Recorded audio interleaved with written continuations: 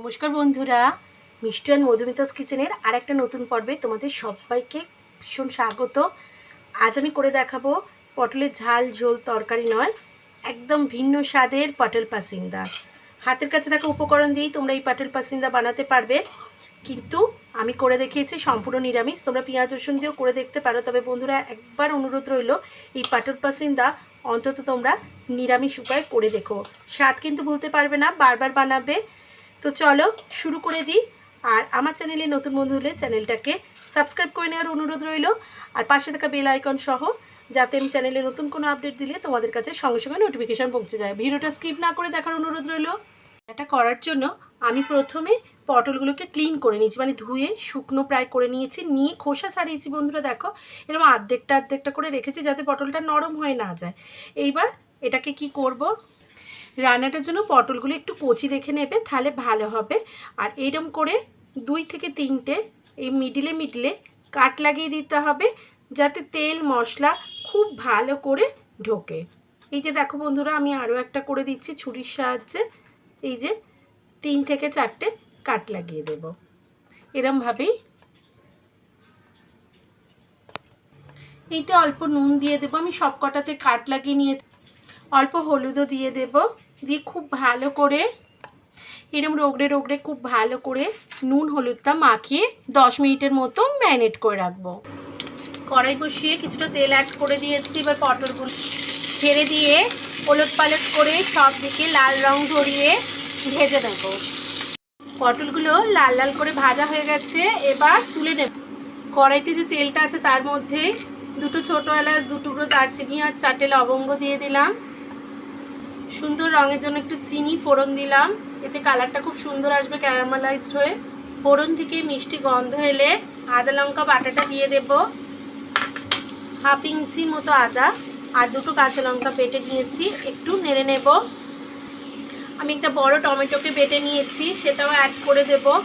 বন্ধুরা এক্ষেত্রে তোমাদের যদি টমেটো মিডিয়াম বা ছোট হয় তাহলে দুটোই অ্যাড করবে, পরিমাণ অনুযায়ী বুঝে দেবে।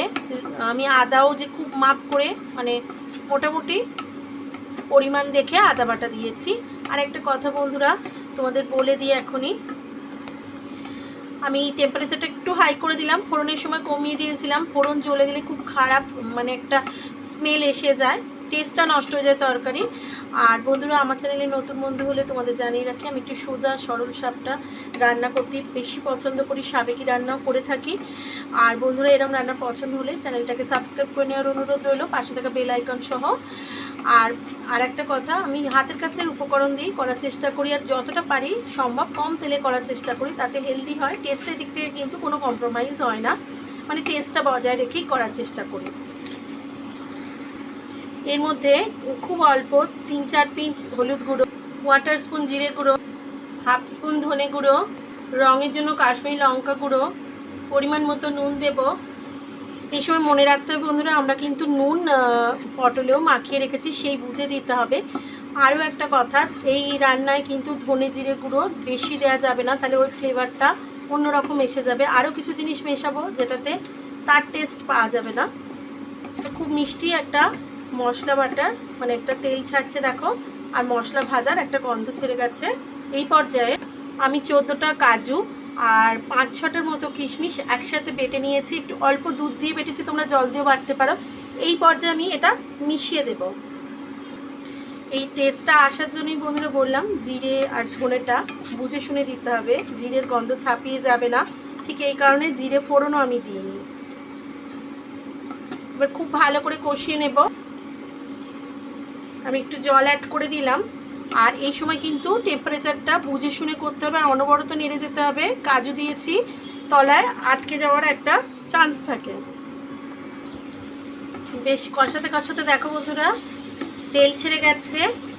এই সময় আমি পটলগুলো দিয়ে দেব। আমি পটলগুলো অ্যাড করে একটু কষিয়ে নেব পটলের সাথে।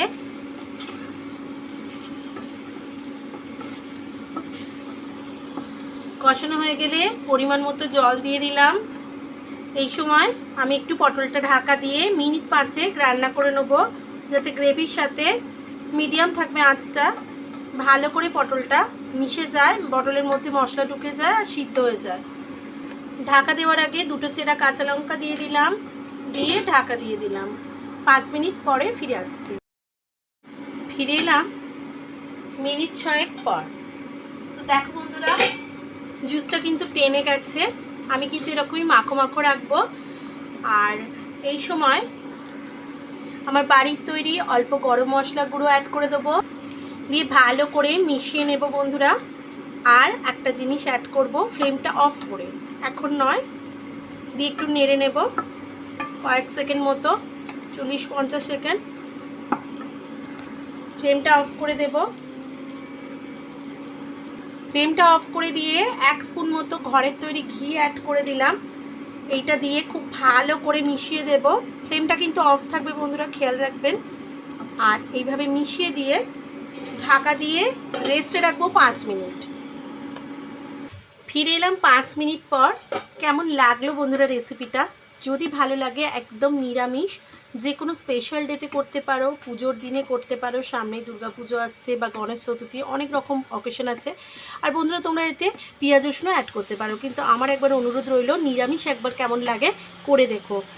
পেঁয়াজ রসুন পরে দেবে, একবার করে দেখার অনুরোধ রইল বন্ধুরা। ভালো লাগলে তবেই এসে লাইক শেয়ার কমেন্ট করো। আমার চ্যানেলে নতুন বন্ধু হলে চ্যানেলটাকে সাবস্ক্রাইব করে নেওয়ার অনুরোধ রইল, পাশে থাকা বেল আইকন সহ, যাতে আমি চ্যানেলে নতুন কোনো আপডেট দিলে তোমাদের কাছে সরাসরি পৌঁছে যায়। তো চলো বন্ধুরা, আবার হাজির হয়ে যাবো নতুন কোনো রেসিপি নিয়ে। ততক্ষণের জন্য ভীষণ ভালো থেকো, সুস্থ থেকো, টাটা।